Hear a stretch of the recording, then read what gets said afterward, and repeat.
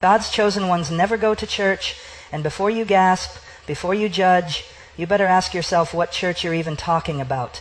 Because if you think God's elect are defined by pews, programs, and potlucks, you've already missed the gospel. I'm not here to entertain you. I'm not here to make you feel better about your lukewarm walk. I'm here to tell you the truth. Some of you are more faithful to your Sunday schedule than you are to Christ. And hell will be filled with churchgoers who thought attendance was obedience. Do you honestly believe that going to church once or twice a week somehow makes you right with God? Do you really think the Almighty looks down from his throne and is impressed that you put on a suit, walked into a building, and sang 3 songs before checking your phone during the sermon? Let me tell you something that will shatter every shallow assumption you've been clinging to.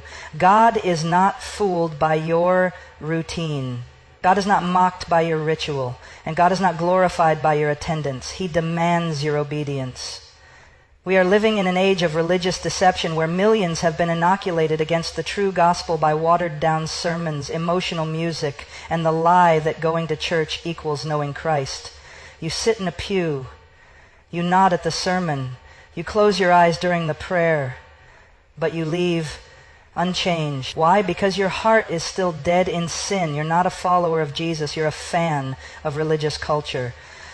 The Pharisees went to synagogue, they tithed, they fasted, they knew the scriptures better than most pastors today, and yet Jesus said to them, "You are of your father the devil." Why? Because their hearts were unrepentant. They loved the appearance of holiness, not the reality of it.